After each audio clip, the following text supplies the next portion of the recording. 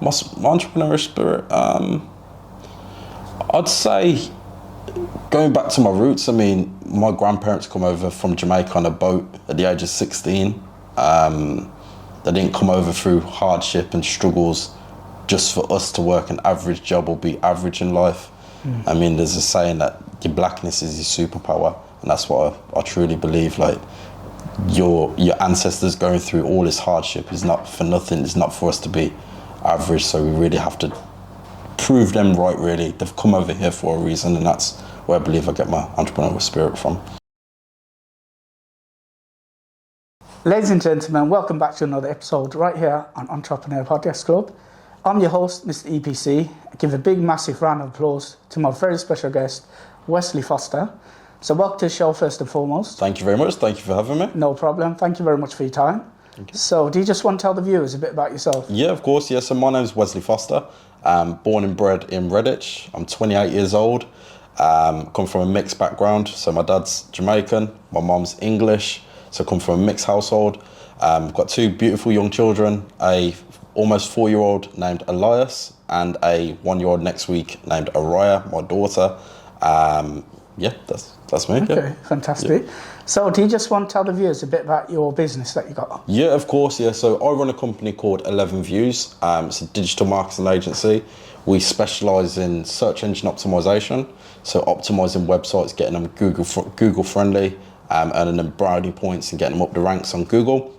Also, we do social media advertisements, so Facebook, Instagram and TikTok ads, as well as Google ads as well. So ultimately, in a nutshell, what we do is help business owners generate more traffic online, which will ultimately lead to higher conversions and more revenue. Okay, fantastic. So when did you establish your business? Yeah, so my business has been established now since April 2021. I've taken it quite slowly, to be honest, learnt the ropes. So the first couple of years was me grasping digital marketing. The most important thing for me while starting up was obviously learning the ropes, learning digital marketing, but being able to spend time with quality time with my family. So my mindset was, as long as the bills were paid around the house, my children were fed, my missus was happy, and yeah, bringing in money to the household, I could take this as slowly as needed. But really the past 6 to 9 months is when I've been in a mindset of scaling the business, really knuckled down, recruited, brought on new clients, and yeah, I'm in the stage now, the process now of scaling it, because I know the opportunity I'm sat on. Okay, fantastic. So when you first opened your business, how did you finance it? Yeah, it's something I've always dipped and dabbed with over the past couple of years. So I've always had like clients out there that have been doing the odd job here and there for.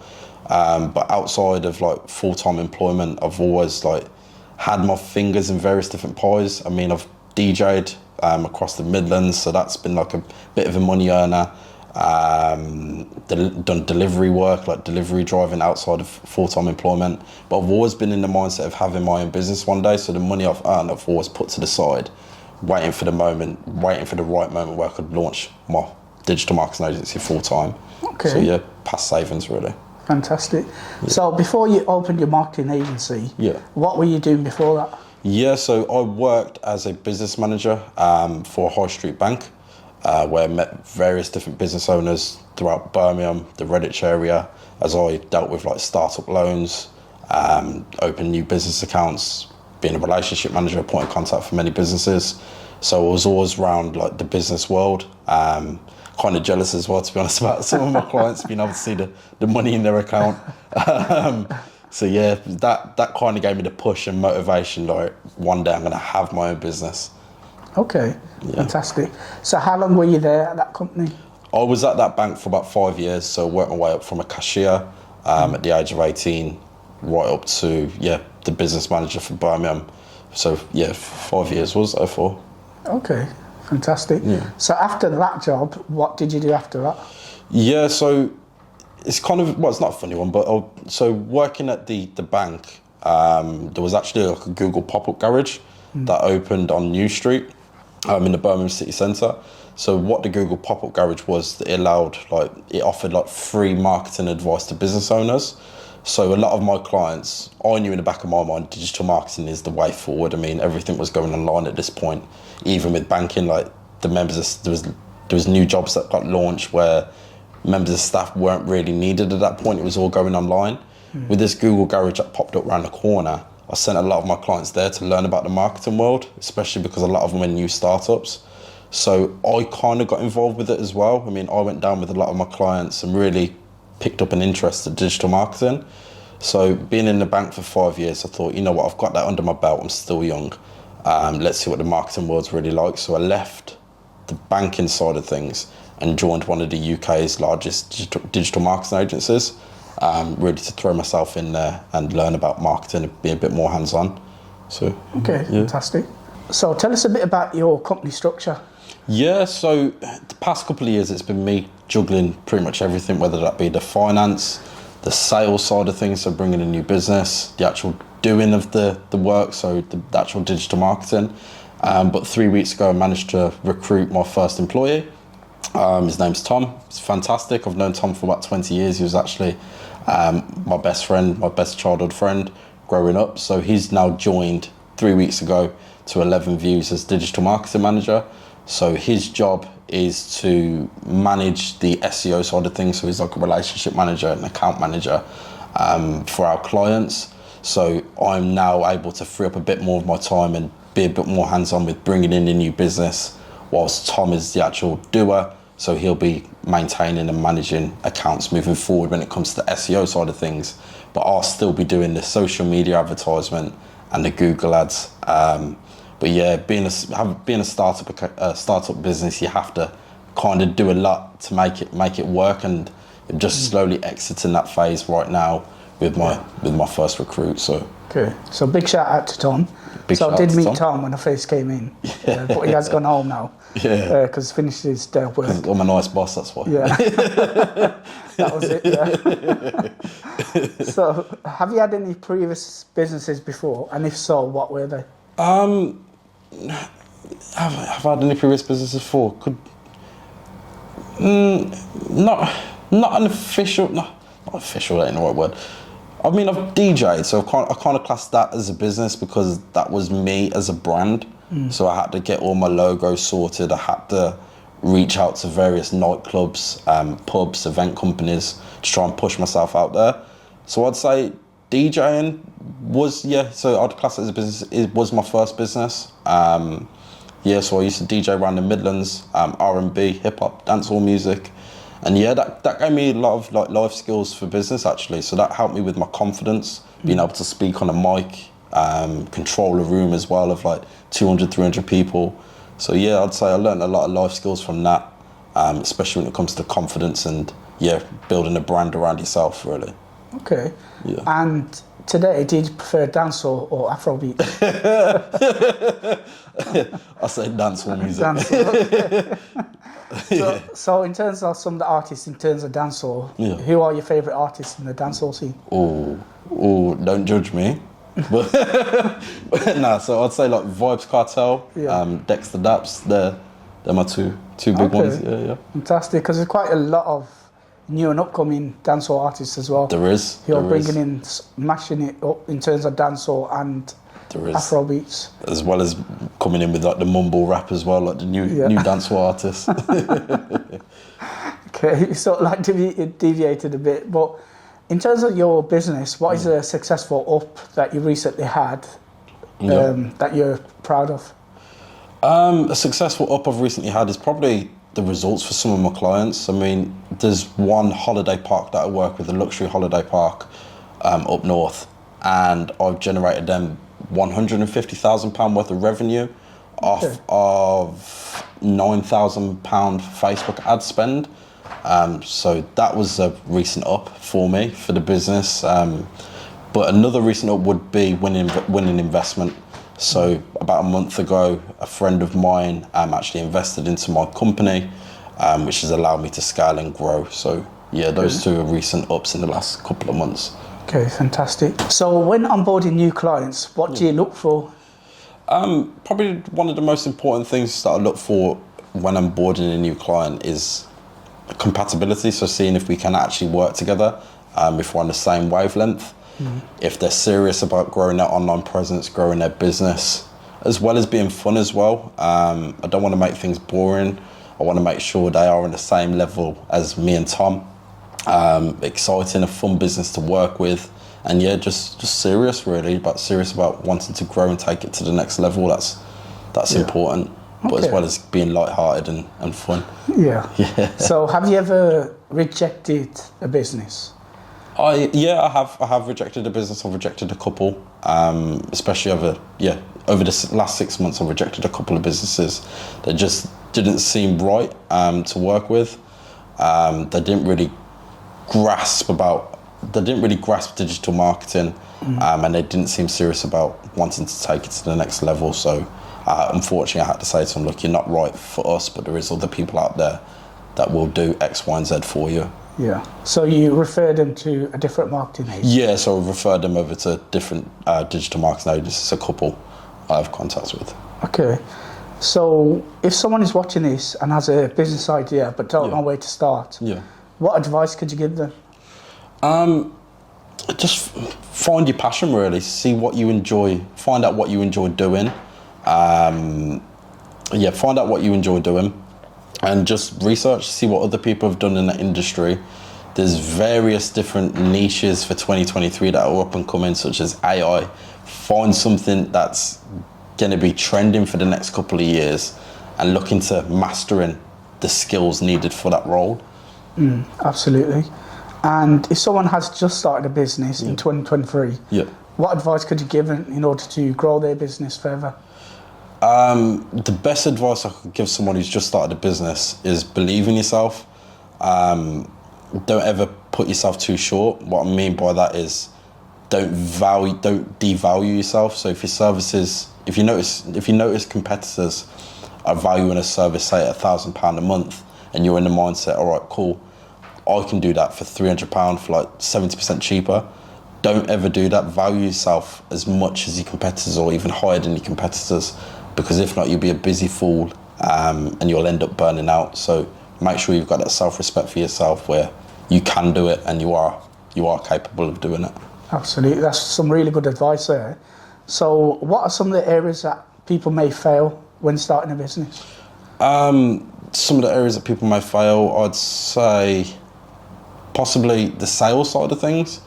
If you're not confident in yourself, if you're not confident in your business, that will portray to your customers, the people you speak to. So sales, I know that's a hard thing for some people, actually trying to pick up the phone, speak to new potential clients. But there's always ways around these sort of things now. I mean, you've got like places like Fiverr where you can hire someone, I believe, I've never done it, but you can hire people to do the things you're weak at in your business. There's always an opportunity there for you. There's always a way around things. But yeah, definitely sales, that's a weak point for many people, I believe. But over time, that confidence will build up. You just need to get really your first good case study, get your first good results for a client, and you're winning from there. Okay, fantastic. And what sort of books do you read to increase your knowledge in business in general? I read all sorts of books. I mean, one I've got here is Hustle Smarter by 50 Cent, which I'm reading at the moment, which is a really good book, which I recommend for anybody. You don't have to be a business owner to read this book. There's a lot of life lessons in this book. This is fantastic. Another book I've just recently finished is Never Split the Difference by Chris Voss, I believe, who's an FBI hostage negotiator. Who's going into this, who explains the psychology of negotiation and sales. So yeah, I read a lot of sales books, self-help books, as well as storybooks like Game of Thrones as well, really. It's a bit of a different. Fantastic. So how did you grow your social media platforms? Yeah, just through contacting, networking, really. So I've built my social media platforms through people knowing me. Going to various networking events, trying various new things, so like stories, reels across Instagram, collaborating with certain people, trying YouTube videos as well, which didn't last too long, but I've tried YouTube videos in the past and just really tried to get my name out there. But the other way I've grew my social media profiles is through the new verification that Instagram and Facebook have launched, we actually pay $11.99 a month to have a blue tick. But for someone like me working in the digital marketing industry, it's fantastic. You get like a designated account manager at Meta, so someone who we can reach out to if needed. It also adds that level of credibility as well and trust, because working in the marketing industry, I've found like actually reaching out to new businesses by sending them a DM across Instagram or something like that, you get quite a good response rate. So having that blue tick has enabled me to grow my social media profiles as well. Okay, so you mentioned networking then, and you recently attended the Birmingham Black Business Show in 2023. Not like I've been stalking you or anything like that. Of course. So tell us about the importance of networking. Yeah, at the end of the day, your network is your net worth. I mean, the thing for me is I'm trying to build a brand around myself. I'd really like to be known as the go-to marketer, especially in the West Midlands. That's my plan, that's my vision. And the only way I'm able to do that is really getting my name and my face out there. But yeah, always staying in contact with good people, meeting good people at good events is big for me. But yeah, it was a great event, the Birmingham Black Business Show. Met some good contacts there. Okay, fantastic. So what are the plans for you and your company, let's say for the next 3 years? Yeah, so yeah, like I said, I've just recently hired my first employee. Be looking to hire again September, October time, all being well. And yeah, just growing and scaling. My plan is to be like the leading marketer, especially for the hospitality industry. I mean, we work with about 7 or 8 different hotels at the moment. We'll be expoing at the National Hotel Show as well, October time, I believe. So yeah, just trying to be known as the industry specialist, the industry leader. That's really where I want my business to go over the next couple of years. So growing and scaling in the right way as well, with the right people around me. Okay, fantastic. And how do you set yourself apart from your competitors? I think I set myself apart with the results speak for themselves. I mean, with the revenue I've generated for the hotels over the past couple of months, they speak for themselves. I've got some great case studies. But I think being light-hearted and treating the businesses I work with as though it's my own business, so putting them first, really, making sure they've got plenty of TLC, enough attention's been put on them, and really caring about the businesses I work with and making sure they're right for 11 views. Okay, fantastic. And where do you get your entrepreneurship spirit from? Good question. My entrepreneurial spirit, I'd say going back to my roots. I mean, my grandparents come over from Jamaica on a boat at the age of 16. They didn't come over through hardship and struggles just for us to work an average job or be average in life. I mean, there's a saying that your blackness is your superpower, and that's what I truly believe. Like, your ancestors going through all this hardship is not for nothing. It's not for us to be average, so we really have to prove them right, really. They've come over here for a reason, and that's where I believe I get my entrepreneurial spirit from. Yeah, I really like that answer. Thank you. It's a really good answer. Thank you. So how do you keep a work-life balance whilst running a business? It's hard. It's hard, especially when you've got a young family. It is hard. But it's just being disciplined. I mean, I've got 2 phones, so I've got a work phone, I've got a personal phone, which I've only just recently got, to be honest. I mean, I've just decided, all right, when I'm at home now, I need to kind of switch off a little bit and being able to spend quality time with the children. That's what I do, is having those 2 phones, turning my work phone off. It's not always off, but trying to, especially when I'm spending time with the children and the missus. But yeah, so just trying to discipline myself 9 till 5, or well, probably it's more like 8 till 6 here in the office. Then when I'm at home, I'm Wesley, I'm the dad. I'm not Wesley at 11 Views. It's just discipline. Okay. We talked a bit about networking. So how do you build business connections? How do I build business connections? I mean, I've just recently signed up to the Chambers of Commerce. So the Solihull Chamber. So I signed up to them last week, paid for a 12-month membership. Also signed up to Future Faces as well, which is a entrepreneurial group for young entrepreneurs in the Midlands. So my plan is to build contacts through that, build my network through that. Also attending award ceremonies. I mean, in January, February this year, I attended the Business Champion Awards, which is an awards evening in Canary Wharf, London, where I was nominated for New Business of the Year as well. So yeah, just making sure you not speak to the right people, that ain't the right word, but everyone knows someone. I mean, it's always worth a conversation. You never know what someone might know. I mean, I had a guy ask me for mentoring probably about 6 months ago. And I went and met him, I spoke to him about his business, I went in there with the mindset of helping him. But in return, even though he was only like day 2 of his business, there's stuff that he knew that I didn't know. So what I mean by that is there's some systems and software out there that he's been using the past couple of months, which is fantastic, which I've now signed up for. And he realised that on day 1, he said, Wes, I've got these great systems, but I don't know how to implement, blah, blah, blah.